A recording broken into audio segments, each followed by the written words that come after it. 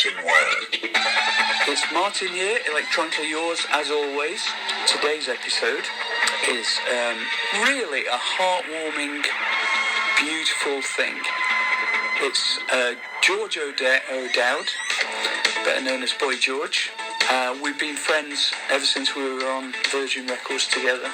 He's so sweet and kind of genuine, and that is such a rare combination with the amount of talent as well. The two don't often go hand in hand. He's an innovator. Didn't really get round to some of the things he does. His photography, for instance. He's a creative man, and his songwriting is of the highest quality, in my opinion.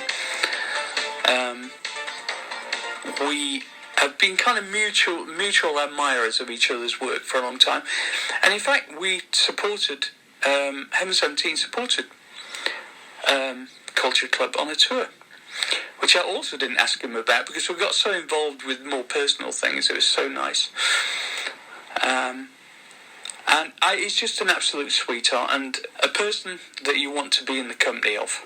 And we talked about some really interesting things to do with his background, what he's got planned for the future. He looks, you're not going to be able to see it, unfortunately, but he looks incredible. For his age, he's, and considering the life that he's led in the past, he's cleaned his act up. He's finally he seems to be in a very genuinely good place, which makes me incredibly happy. So here he is, the complete legend that is Boy George.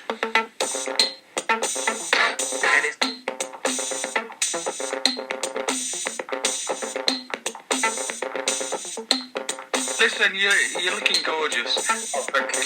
Don't worry about it. I'm not. Not worried. I worry about it. You look like you've got an Instagram filter on, but you actually look like that. No, well, the Instagram filter takes it to another level, and I do love them. But no, actually, I think the sun's out and the room's quite light, so I've just had a lucky day today. No, you look good, man. I've just got to tell you something in the first instance. This is funny.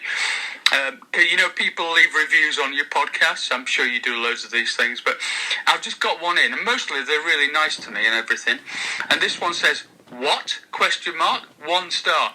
I don't know who this guy host is, but he talks more than his guests, who are the ones we've downloaded to hear. He swears too much, and he thinks he's much too musically clever. Awful pod, not the guest, just the host. Shut up." So that's a nice thought, isn't it? Yeah, but there's always someone that's disgruntled. I've got a feeling he might be American. Or someone you know. I always feel like when I read some of these comments that people leave, I thought, I'm sure I know this person. Probably relative. Anyway, they can fuck off, I don't care. So, George, how are you keeping, man? You look incredible. Yeah, you know what, I've had, I think like most people, to start with I rallied against it, and then eventually I kind of thought, right, what am I going to do with this space? Because I haven't had this kind of space for years, so I've just been making so much music. I do art as well, so I've been making art, and I've just been being creative and really relishing the fact that I've never had a year off. I know. That is just so un-British, just like, we've got to work. We come from working class backgrounds, right? You're told you've got to always keep working hard. It's drummed into you from a very early age, isn't it? It is, but it's quite nice to... I definitely want to make sure, once we do go back to work, that I do find time to also do what I really enjoy doing, and that is being in the studio, writing, making the things. I'm so interested these days in having to go out and sell it. And also, the thing is, people don't buy records anymore anyway, so there's a kind of freedom in that. You just put them up online, and at the moment I'm just releasing stuff all the time, finishing it, putting it out, no announcement, not telling people it's out, because I take the view that when a lot of the great records that I love, I heard them by accident in someone's bedroom. My friend Rhonda in Birmingham was the one that played me Sly and the Family Stone Fresh, and that was the beginning of me going, this man's amazing, and being upset. And so many great things I either heard through my brother's bedroom door or, wherever, random places, not necessarily on the radio. I wasn't spoon-fed it. Nobody told me to like it. And so, I sort of feel like I've got back to that sort of freedom of like, well, I'm not making records for radio. I'm not against radio, but I'm not, so that's never my criteria. So I'm always telling people I work with, make the music longer, longer, like, everything's turning into a concept track. Yeah, we can afford to do that now. If I do any stuff for you, I guarantee it won't be commercial. Don't worry. I think that, but Martyn, I would say that we both have a strong pop sensibility. It's unavoidable. So it may not be commercial in terms of fitting into a stereotype, but I bet you will come up with something very melodic, and I certainly will do my best to. People will fucking love it, and I don't care. And that's the great thing, isn't it? The freedom that you get from not really worrying anymore. I mean, we were lucky, let's face it. Well, lucky in some ways, and, because I think I always say that, like, fame is a double-edged sword, because once you get famous, you start a band, of course you want to be famous, there's no denying that, but you don't really know what it's going to entail. And I think fame can become a sort of third job. You've got the band, and then suddenly, if you're the lead singer, oh whoa, and you end up sort of, just doing all this stuff to promote the band. And I think you're always trying to balance, even at this point, you're always trying to balance the love with the gig. You want to do what you love, but you also want to pay the rent. And so it's always a little, everything is a negotiation. Have you ever considered that you are anything less than authentic to what you feel that you want to create? I mean, a lot of people do. They'll do any old shit. There's been times when I haven't been necessarily fully engaged emotionally with what I'm doing. Right. And so I look at those things as maybe not my best work, but not nothing that I'm kind of like, oh God, there's a few things, a couple of things I was talked into doing. And just sort of thought, oh, well, it might be a nice opportunity, convinced myself to do it, and then afterwards went, I should never have done that. I think I've got better at following my instincts now. Because I will say, for me, what I've learned this year is that songwriting is a bit like grouting or bricklaying. Really, you have to just get better at it. It's not something that you should shy away from. And one of the things I've been doing this year is really embracing my influences in a way that I always did, but lied about it. Now when I'm writing a song, I've said to you when we spoke on the phone that you sent me a text, and then I was like, oh, Martyn, I was working on this thing, and I thought, what would he do here? Oh. I just came up with this real Scott Walker-y. I sang it to you, I think, on the phone. Yeah. I've recorded it yet, but I thought that is very BEF, Yeah, let's do it, man. Let's do it. I'm up for it. I'm really up for it. You inspired me a little bit with the whole idea of looking back at the kind of You've Lost That Loving Feeling approach. Because I've not really done anything like that since then. That's 40-odd years ago. So that's one of my favourite tunes. I mean, I loved all that sort of early kind of electro music. It was, because I went to all those clubs where they played it. People like yourself and people like Fad Gadget and people like even Gary Newman. Eventually, I kind of started to fall in love with that as well. So, and I never made those records. So I've been making quite a few records based around that period. So I've done a few things. I've done this track called When Nothing Made Sense, which is basically channeling that period when nothing made sense. Can you? You should send me a link to that. I'd love to hear it. Yeah, I'll send it to you. Yeah. So I looked at. I'd done some weird interviews today. I did Professor Brian Cox earlier. Oh, I was thinking about him earlier because we had a rap about star signs. Oh, okay. Because he was like, what's a load of old rubbish? And I was like, Brian, you're wrong. That's like saying there's no wizard behind the curtain. That's very pessimistic. So I said, what do you think about star signs? And he said something along the lines of, they're an abomination to science. And I went, oh dear. But that's typical Pisces. He's a bit precious about his primacy in that field, shall we say? But yeah, but I do think that he's I find him interesting, actually. Yeah, he's like a Duracell bunny. I just kind of put the batteries in, and then he talked non-stop for 10 minutes about black holes, and I'm going, okay, this is like podcast gold. And anyway, no, it's fascinating, I have to say. I just want to have a quick kind of evocation of the kind of Blitz period and Lee Bowery and that kind of period. I'm sure you've talked about this a million times, but, maybe because I'm coming at it from a slightly different direction. I was quite daunted by the whole Blitz thing, because I thought, maybe if I turn up at the door and they don't recognise me, because I was not particularly fashionable at that point, and I thought, I can't face the idea of the rejection, so I went once and that was it, even though I loved the idea of it all. And, it was like walking the plank every week. It was very much like, everybody that went to the Blitz was like, what if I don't get in? And you had to sort of go there really with the attitude they would never turn me away. But of course, that was always an option depending on what mood Steve, God bless him, was in. But that was the whole nature of the club, because it was trying to be Studio 54. It was an echo of that.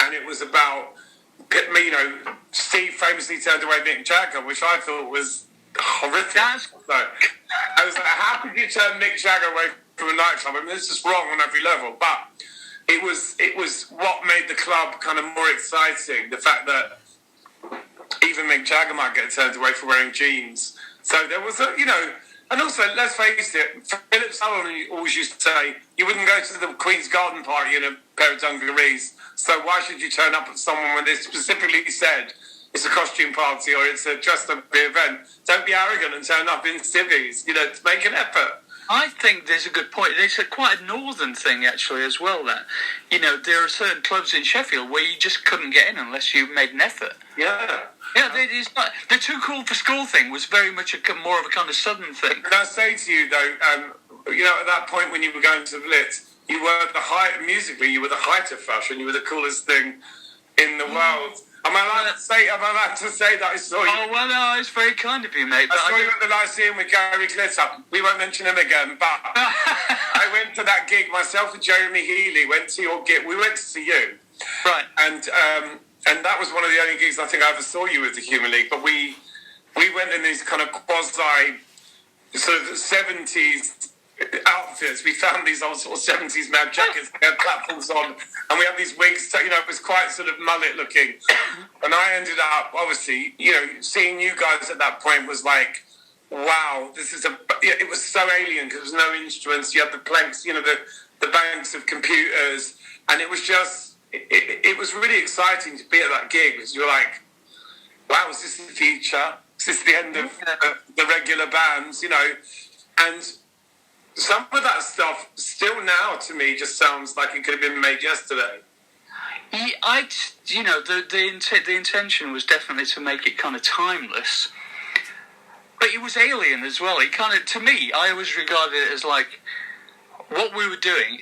We weren't trained musicians at all. I mean, I couldn't still deconstructing classical in a funny sort of way. You were deconstructing really classical soul, the Scott Walker thing. So you were using those elements, but you were just putting them together in a way that was different. That's really very kind of you, because not many people actually got it like you stated it there. They just thought, 10 bob Kraftwerk, But we weren't aiming to be Kraftwerk. It wasn't that at all. It was more soul filter, that length. I think, but if anyone that was a musician and anyone that was, even if you were a club kid, I think you got what you guys were doing. It was kind of, there were lots of great contradictions in what you were doing, the way that you were suited and booted, all of that stuff. There was a kind of glamour. It was just before the whole upwardly mobile thing, so you almost like predicted the yuppie. It was quite. We thought it was ironic, but then it became non-ironic. It became reality. No, but you understood it. I understood the irony myself, in the same way that when Morrissey came along, we would all be in ribbons and bows, and Morrissey turns up with a hearing aid and a pair of chords on. And suddenly it's like, and so that's what music should do, and that's what makes it fun and exciting. And when you started Culture Club, because obviously we're on the same label and everything. In fact, I did an interview with Simon Draper the other day, who I've not talked to for like 30 years. Was he wearing shorts? Oh no, he wasn't. He's not very well, the poor lad. He had some back operation that went wrong, and he was like hospitalised for 3 months or something. Anyway, it was good to talk to him, and because he revealed a lot of stuff that I didn't understand was going on at the time, like Culture Club saved Virgin. You were earning, and these are his words, and it's on record. It'll come out soon. You literally were the cash flow for Virgin at that point. Oh yeah.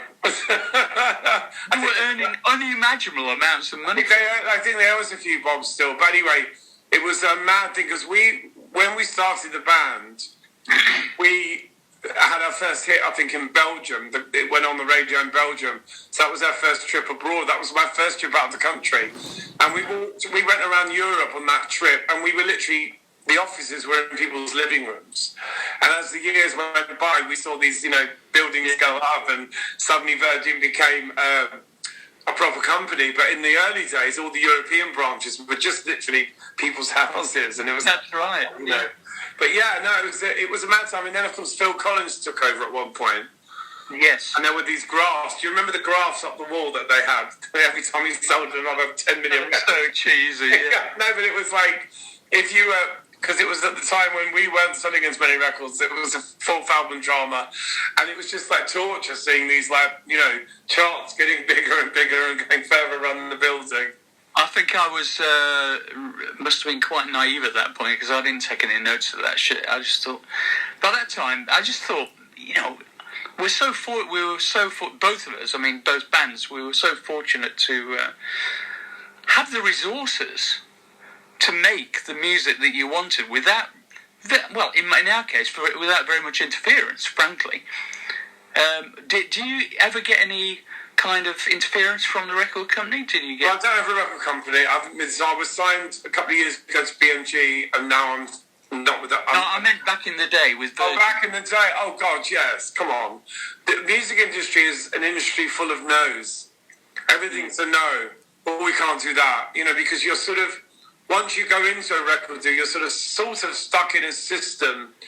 Unless you're lucky to kind of continue being successful, and you never sort of fall off the ladder, as I have done many times. Have to get back on again. It's not so easy. But I think that people did.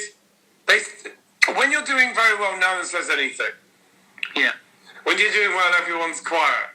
Success has many friends, yeah. It's only when radios might says, "Oh, I'm not sure about this single," then you start getting, that sort of interference, and I think there are compromises that you have to make as an artist, but you have to work out which ones are acceptable to you. And as I've got older, sort of being told about my music by people that have never written a song, never written a lyric, never been in a studio, I'm like, no. You wouldn't go in, a football coach wouldn't say, "Someone, I want to come out of the stands and take this penalty." Yeah.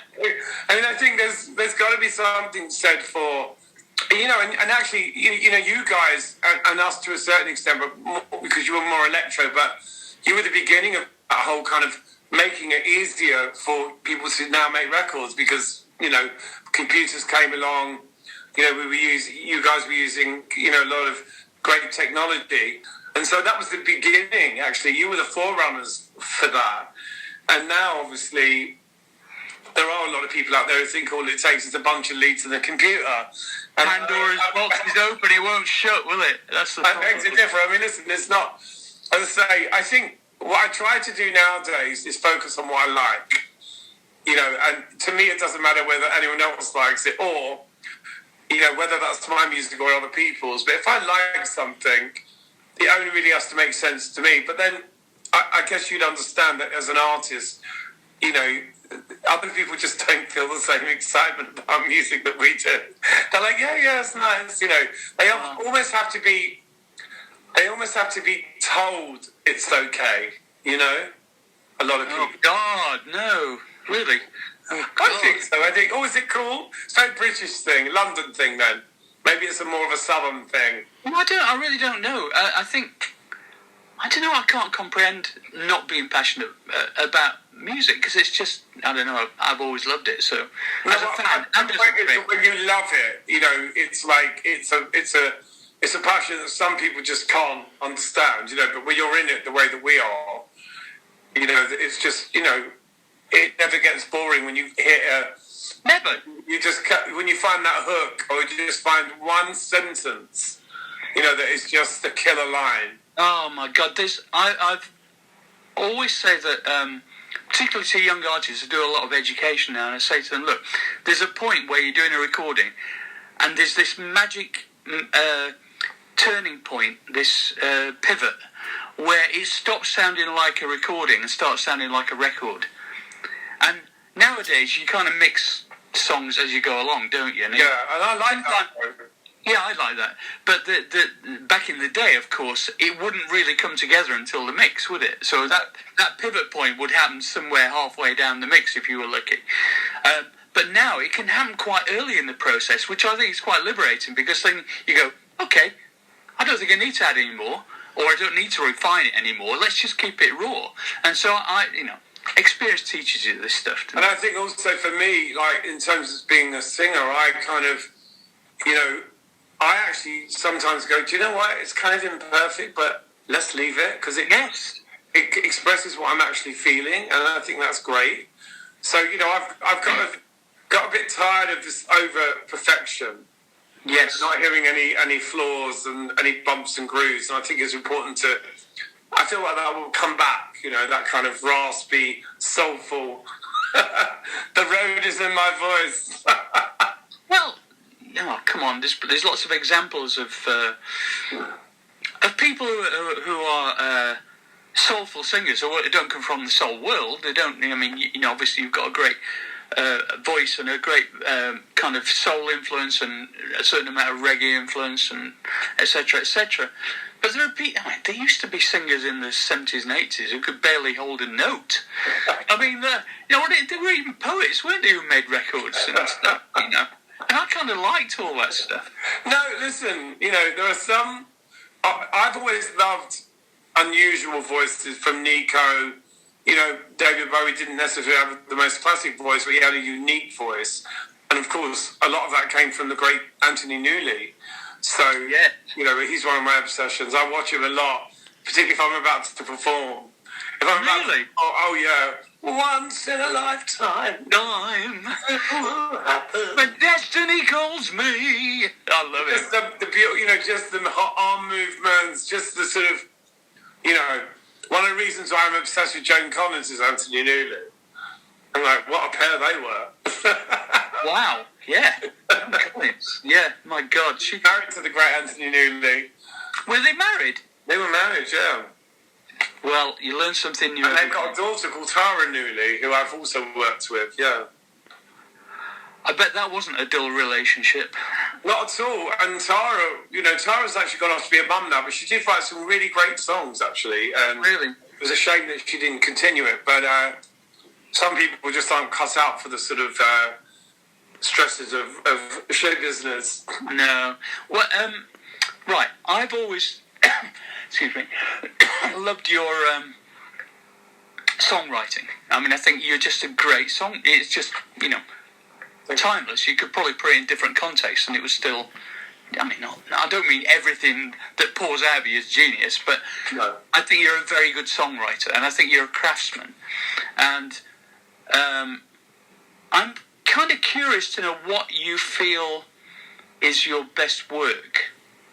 I mean, which songs or which period are you most proud of? Now?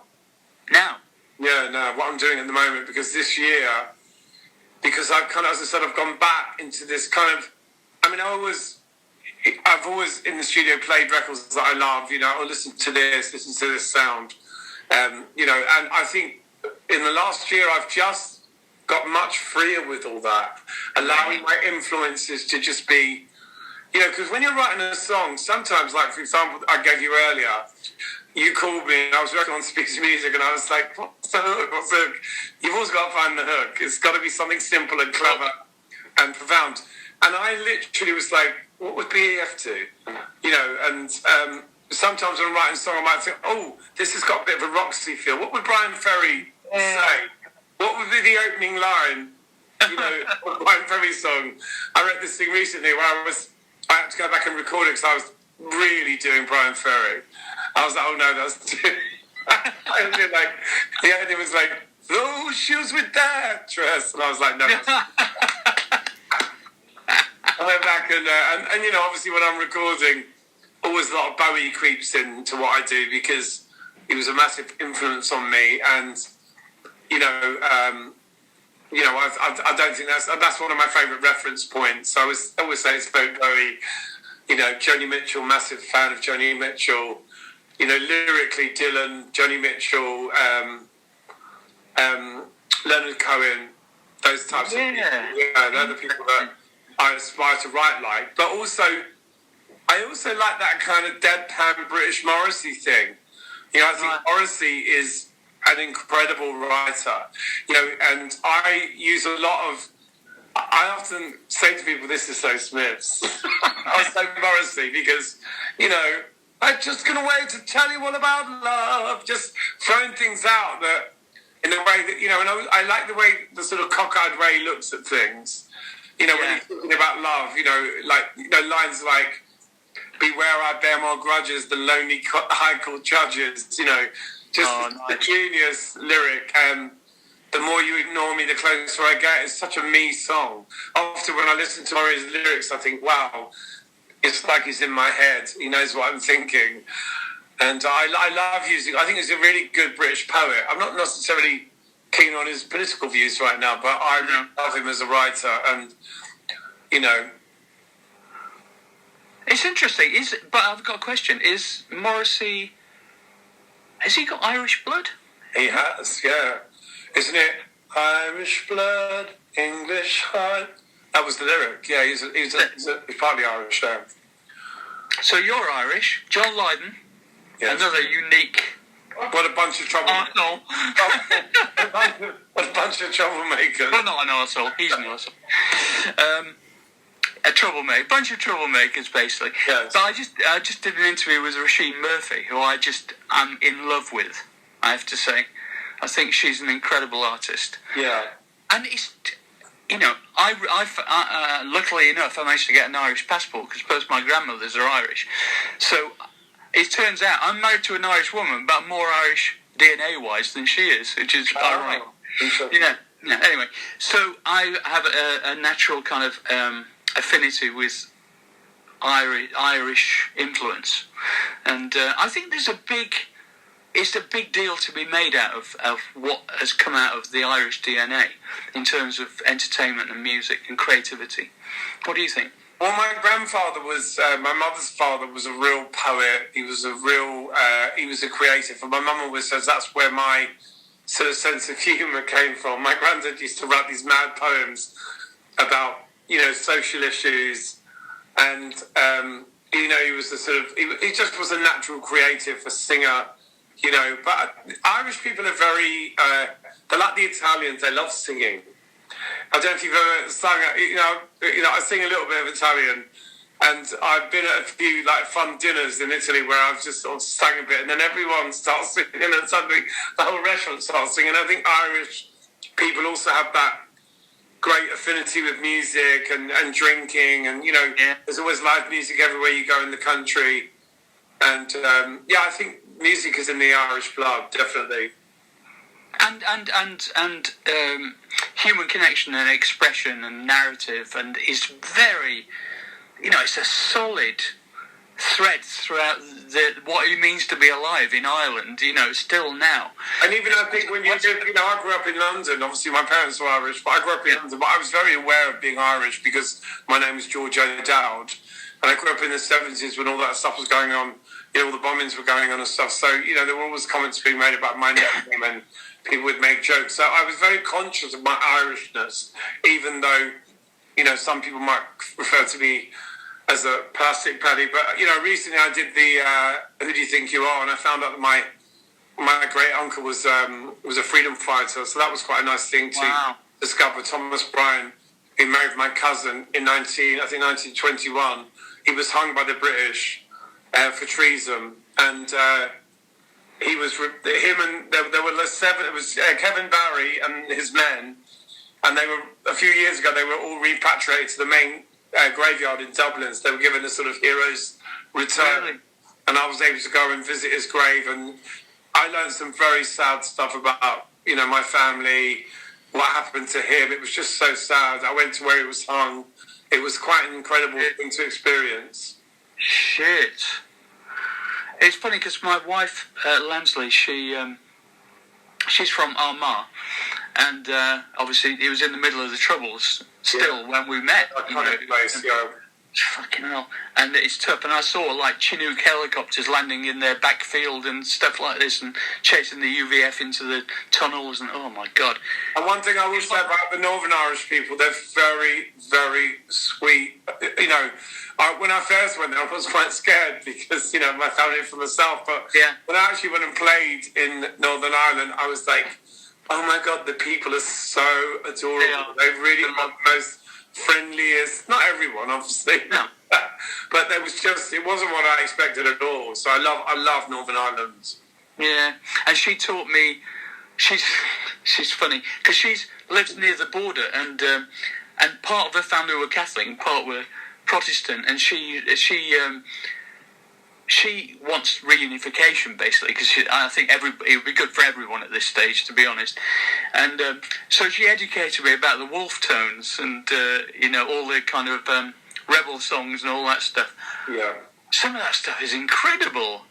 Yeah, a lot of terrible things happened to the Irish, for many, many years. They went through a lot, and there was lots of cruelty. There's that fabulous song by Johnny Mitchell called "The Magdalene Laundries," which is all about what happened to these girls that got pregnant.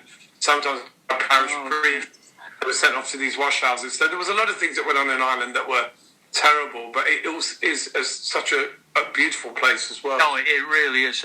That's what that Steve Coogan film was about, wasn't it? Yeah, that thing.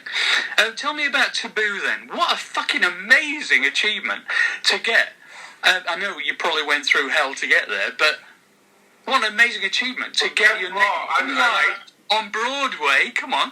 And guess what, though? We're actually talking, myself and the original writer were talking about doing Taboo the sequel, because the show kind of got stole off us, as they always do. So many people were involved in that show, and one of the first things that was said to the writer, and this is 20 years ago, you couldn't say it now, one of the first things was said, "Don't make the show too gay." Can you believe that? What the fuck? Which is quite funny since it had myself, Lee Bowery, Philip Sutherland and Marilyn in it. It was really... Don't make it too gay. What planet are they on? Oh, make the show too gay. And so I want to write... I'm talking with Davis Markham about writing a new one where you actually address all the things that went on and, sort of almost talk about what you learn. What did you learn in all those experiences? Because, Taboo was about a bunch of people who, most of them had sort of grown up with that generation where the fathers weren't emotionally present. The mothers ran the house. We've got a lot of... Well, I come from a typical Irish family where my dad went out to work and, my mother said to my dad, "You never say you love me." My dad would say, "I'm here, and I..." And that was the sort of that generation. So, what the man said when, so we were kind of rallying against all of that. And I think, a lot of us had massive issues with authority, whether it was what went on at home or at school or just, in the 70s, I don't know what it was like up north, but here, everyone could hit you. Neighbours would hit you. Teachers would hit you. I mean, it was just... You were running the gauntlet 24/7, and if it wasn't just casual people doing it, it was skinheads and teddy boys, and you kind of embraced all of that being so outrageous. You know, but what was fascinating is there were people all over the country. You know, Steve Strange from Liverpool, Yeah. Martin Degman from the Midlands. You had Pete Burns, you had fabulous Pete in Sheffield as well. You know, there was a whole scene all over the country of these dissident people that just somehow didn't fit into anywhere. So, you know, and that's what Taboo was about, a celebration of all of those people that sort of shaped my existence and made me want to be the person I am. Well, you should definitely do this new Taboo. Well, that's quite a good title actually. New Taboo. When we first started, me and Phil Oakey used to go and hang out and watch Roxy music early in the 70s. They came to Sheffield quite a lot, and we used to dress we used to shop in women's clothes shops because there's more interesting clothes basically, and platform booths, and it's all a glam thing really. It didn't really have much of a sexual connotation, but we looked properly gay, you know. But we weren't. I don't know if it's Sheffield or not, but we never got threatened or approached walking through the city centre looking as gay as humanly possible. You know, green front fur jackets and, you know, skin tight. I think you were lucky because I was living in Warsaw around about 79, and we used to, myself and Martyn Ware used to get chased on a constant basis. Oh yeah, the shoes came off and we used to run in our socks to the train station and get on the first train. I mean, but yeah, obviously Sheffield's a much nicer place. Well, I don't know. I was always mystified because I lived on a council estate near the city centre. I mean, I just think I was naive. We were naive. You know, we could have... My older brother was a little bit of a dresser-upper. He used to go out with his mates to football with Clockwork Orange gear and all that stuff. So, you know, I suppose it was around, you know. And, you know, obviously, when I was 10 or 11, I used to get on the bus and go up to the West End, you know, without telling my parents, and I'd go and just wander around all the fashion boutiques, staring at people and, you know, just sort of absorbing, you know, these kind of bohemian types wherever I went. And, you know, I was definitely drawn towards the sort of bright lights of the city, you know. Yeah.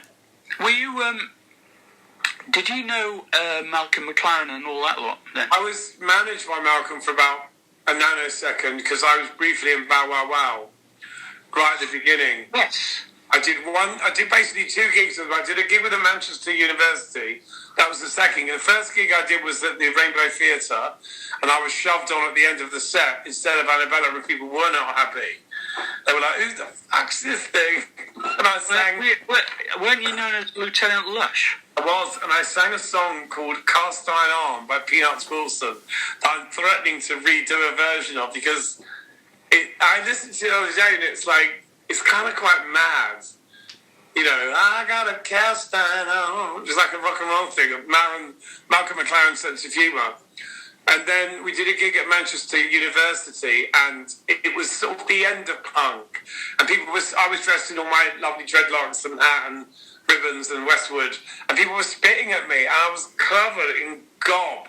Oh. And so I picked up the mic stand and I've ran the crowd to smashing with it. Shit. That didn't go down well with Malcolm.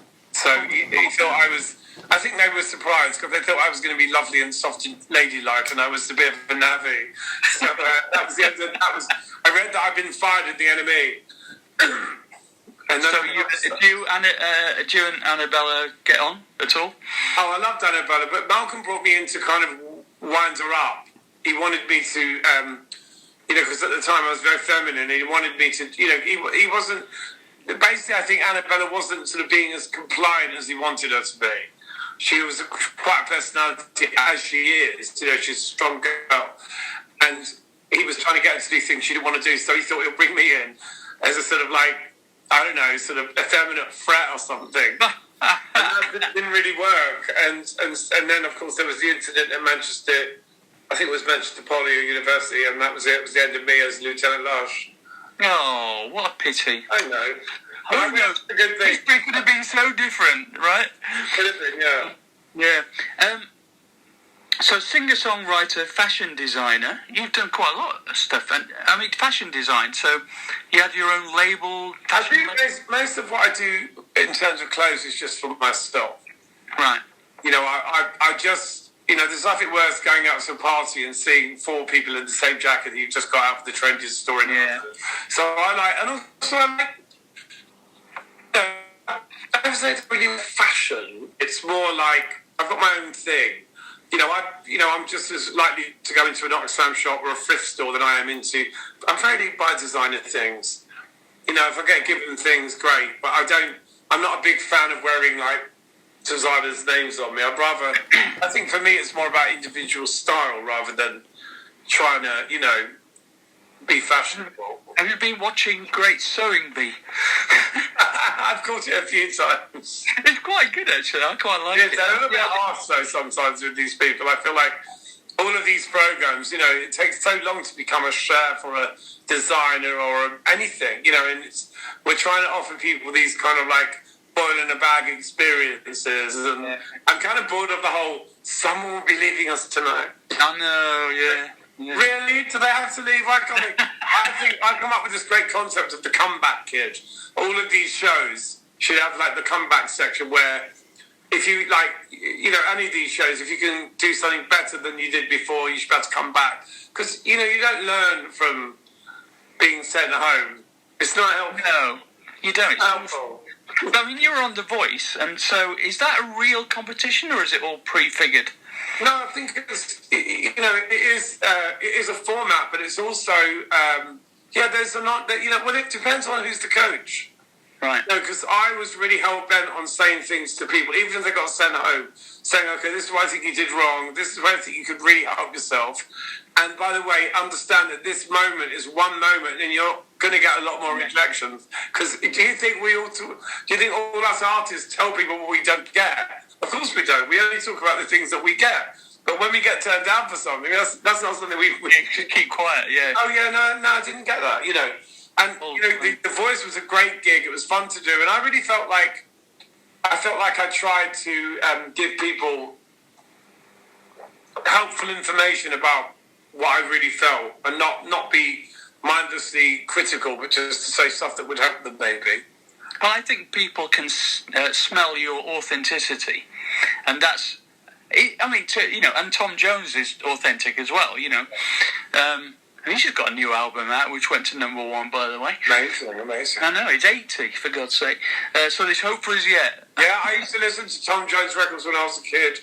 Me too. I listened to, you know, I'm a big fan of the Green Grass of Home, and obviously all the, you know, What's New Pussycat, and It's Not Unusual. I used to play those at full volume in my bedroom. What's New Pussycat? I love that song. Whoa. Yeah. Right. But you got a Tony nomination for Taboo. Forgot to mention that. That's an amazing achievement. I mean, it is, you know, and I think that the best parts of Taboo for me were the bits that were real, the truthful bits. And I think there was too much emphasis, I think, on frivolity. Yeah. And I think if we do a new one, you know, I want it to have a little bit more integrity and allow the characters, even I like the idea of Marilyn sort of coming out the audience and saying, this character's nothing like me. Oh, brilliant. Yeah. You know, that. I think that would be fun, you know, sort of interactive, you know, experiences are always done in the theatre. Well, I think there's I really like Jersey Boys, for instance. I thought that was a really good effort at a kind of biographical jukebox musical, but you know, it had some depth to it because it did refer to real things that happened in their lives and sad things. And the same is true for Tina the musical, which, excuse me, I am a character in. Somebody plays me every night. Wow, that's amazing. I love that. No, you were part of that. You're used to this shit, but I don't get this very often, so I'm making the most of it. Are you getting royalties? No, of course I'm not. They didn't even ask me. Do you know how they portray me on stage? It's like... I've seen it. Oh my God. I never wore a fucking stripy jumper and I never had a curtain hairdo. So how dare they I have to say, when I saw it, I did think to myself, it's just nothing like that. No, nothing. It's like, hey up, Tina, has that ever seen a Fairlight? You know, you don't need a band anymore. You know, give me a fucking break. Anyway, I'm bitter and twisted about that. That's okay. Yeah. I wrote a question down on my notes here. It said, do you have the funk? Yes. I think you've got the funk. I worked with George Clinton about 4 years ago, which was amazing. I've always loved it. And I managed to persuade him to come and I basically got him to come into the studio and just basically orchestrate a new sort of version of the track that I'd written called Bigger Than War, which is on my album, and This Is What I Do. And it is a total tribute to George Clinton. And when I managed to get him to come into the studio, these things are not easy, as you know, working with legendary people. It's quite difficult. But it was amazing, and he came in and he did like some of his famous like "So low you can't get under it," but he got all the singers and he rearranged all the vocals, put new lyrics in, and I paid him in cash. They want cash. They all want cash. Under the table. I was like, "Yeah, babe." Yeah. I did a production with Shabba Ranks, and he insisted on being paid in cash as well. Oh, cool. I love that. Yeah, I love that too. And I worked with Bootsy as well. Have you ever worked with Bootsy? Never met Bootsy. What a shame, man. We'd love to meet Bootsy. What a lead. So imagine this. I'm there. I'm like, it's like all my Christmases have come at once. I love Bootsy Collins, right? And he inspired Being Boiled, actually. I mean, all that Bernie Worrell stuff, and anyway, the whole funkadelic thing. And he comes in and he goes, "Hiya, Martyn. How you doing?" And I'm going, "Oh my God, it's Bootsy, right?" The first thing he does, he's got a holder with him, and he tries to sell me a bunch of Bootsy merchandise. So I bought a couple of hats off him, like trucker caps, hand printed in gold ink. Amazing. And I'm going, "How much do you want from us?" "Yeah, they're £10, Martyn." And I'm going, "Oh, this is fucking too good to be true." I've still got them somewhere. I would have bought one. Yeah, definitely. But to sell your own merchandise, the first thing you say, I just thought that's just so, hardest working man in show business kind of territory.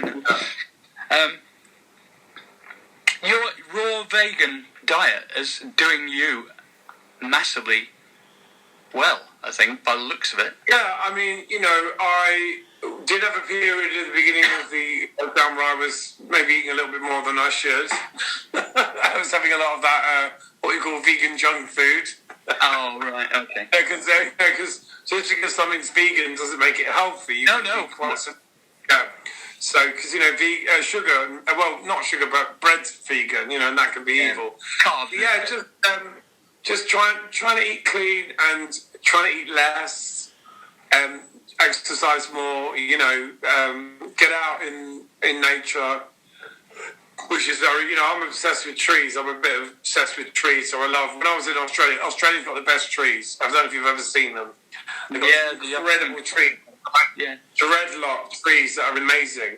And, I know that trees communicate with each other, so I'm fascinated by it. I like to sit underneath them and hope I might hear something that's being served.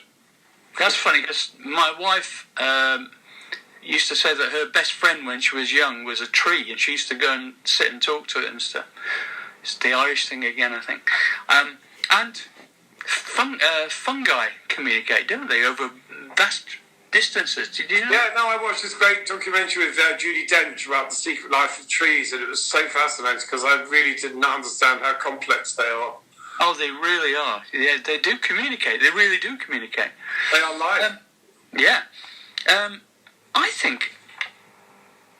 Oh, yeah, I just wanted to mention about your work as a radio DJ. I think you're fucking good. Oh, thank you. I mean, I think you have a natural talent for communication that doesn't get on people's nerves. Because some DJs can, and I'm apparently like that, because I'm loud. But I don't mind anyway. They can think of what they want. No, I just wanted to give you a shout out for the radio DJ thing, and also I've been at a couple of your DJ gigs, and that's fucking awesome as well. So yeah, I think, what star sign are you? Taurus. Taurus, hopeless romantic. I'm afraid so. Geminis don't read the manual. We just swan in and think we could do everything. And we do sometimes fall flat on our faces. I mean, there are times when, winging it doesn't work. But I think that we have this kind of fearlessness around when people say, oh, you can't do that. You go, oh, yeah, I can do it. But we're happy to kind of do it in public as well. Like when I first started DJing, I was doing house parties, in the late sort of 80s, early 90s. And, I was going and playing at, like, Hacienda. And I was literally learning on the job. I did some amazing mixes. I remember one night in the Hacienda, I was mixing something and I had a car crash of a mix. I was with John Please Women and he went to me, at least they know you're here. But I love it. And now I just, I feel like fearless with it. I really enjoy it because it is like performing. Yeah. So, and when you're turning people onto music that you love, it's just a great feeling when you see that crowd kind of responding in that kind of, people are out to have a great time. And I actually miss that. That's one thing Me too. I want to do it so badly. Euphoria is much underrated. Communal joy is essential. But also, I think, just as I've got older, I think I've definitely come better at kind of embracing happiness and, not in a kind of, I don't want to be the fun one. I hate it when they try and make me into the fun one because I'm not. I'm quite cynical. But I think, embracing joy is a really good thing. I think it's important. It really, God, if we've learnt anything from the lockdowns, I think it's that, isn't it? Yeah. Anyway, we're near the end. I've just got to ask you some stupid smash hits type questions, which I ask everyone. What's your favourite film, or one of them? My favourite film? Yeah. Film? Ooh, probably. Oh, I always get the name wrong. It's an Italian film, and it's called Some Crazy Life or something like that. It's the most. I've got the name wrong, but it's about these two women who end up in a sort of sanatorium, and it's about it's a bit of a Thelma and Louise thing, and it is just. I've seen it 5 times, and I never watch things again. But I've just seen this, and I've turned so many people onto it, and everyone, even though it's subtitles, which I don't mind, everyone always says, "Oh my God, it's such a great film! It's the saddest ending of any film." And I was the first time I watched it was in a little booth, and the woman came to serve my food, and I was sobbing. Oh no! I was like, "I'm sorry." I think it's called The Crazy something La Vida something. It's a really beautiful film, and I wish I could remember what it was actually called, but it's an Italian sort of, Thelma and Louise type movie. It's beautiful. Right. I'll have to look that up because, I used to live in Venice for like 25 years, and amazing. So I can kind of understand Italian speech, and so I definitely want to watch it. Okay, book. My favourite book.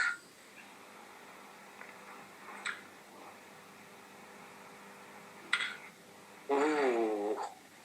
Oh, I'll tell you what my favourite book is. The Power of Now by Eckhart Tolle.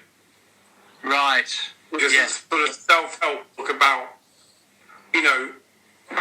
being present, trying not to, to live in the now rather than the past or the future. And as you know, as an artist, you're always constantly being referred to in past context. You were this and you were that and didn't you used to be this. Didn't you used to be Martyn Ware? I get quite a lot. That's a great book. And TV show, past or present? TV show, probably The Naked Civil Servant. Oh, it was fucking amazing, wasn't it? A life-changing moment to discover that it was someone around before Bowie that had orange hair. That was one of the great performances, and that made his career. I went up to John Hurt in Cannes. I was there, and I went up to him and I said, "I just have to tell you that your portrayal of Quentin Crisp changed my life." And he turned around like this and he went, "It changed mine." The voice to me, and I was like, Great. Okay, this is quite a good one for you, I think. An epiphanal moment, a moment in your life where it was like a fork in the road and you took one direction, changed your life for good or bad.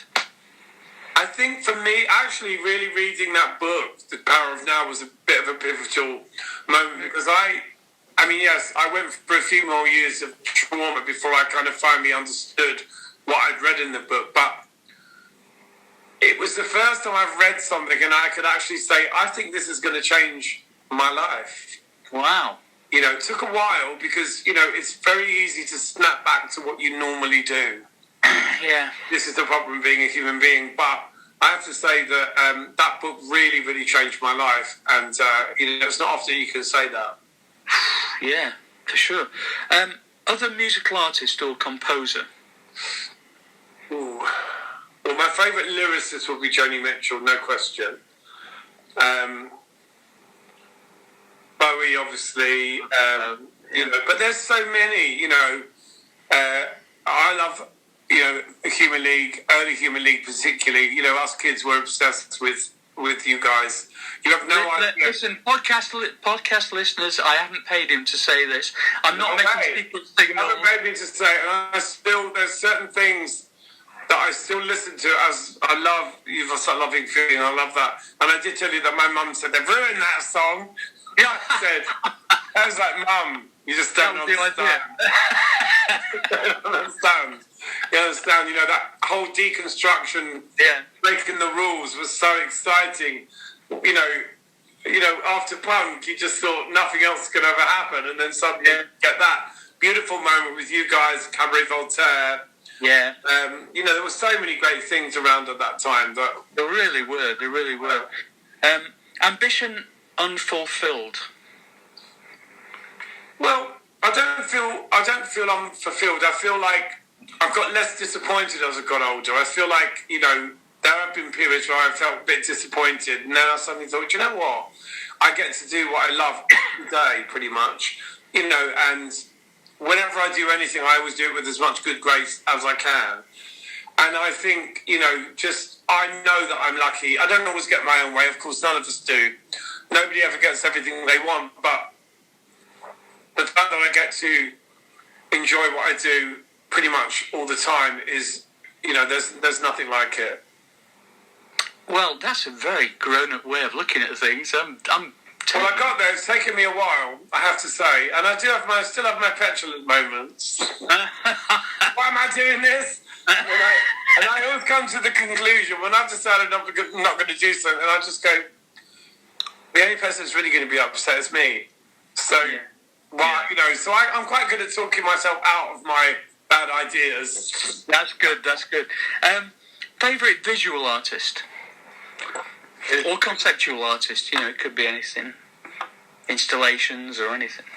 I think probably Lee Bowery, because, you know, he took things to a level that was so unusual at the time. The way that he played with his physical size, the way that he distorted his body. You know, the rest of us were kind of going out of our way to use things to disguise what we thought were our defects. Yeah. Whereas Lee was wrapping gaffer tape around his stomach to create huge big bumps of, you know, fat, you know, and extending his feet and plaster casting his eyes over. It was quite radical what he did. So I think he's probably my favourite sort of visual artist. Interesting.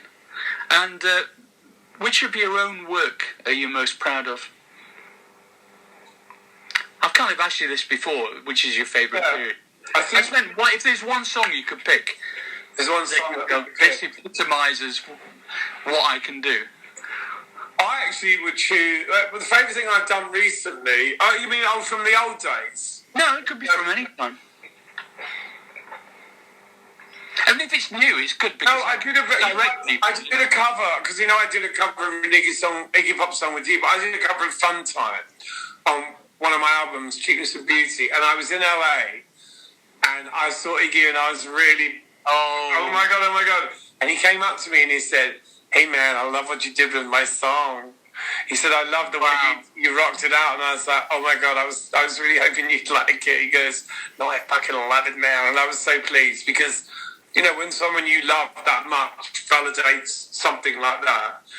That's a nice feeling. So I think for me, just, and obviously, meeting Bowie, things like that, that was pretty amazing, and, even though I was famous myself, I was still very much a fan, Oh, yeah, definitely. I mean, we toured with Iggy, so I witnessed him in action every night, and it was just mesmerising. It was never 2 nights the same. Never.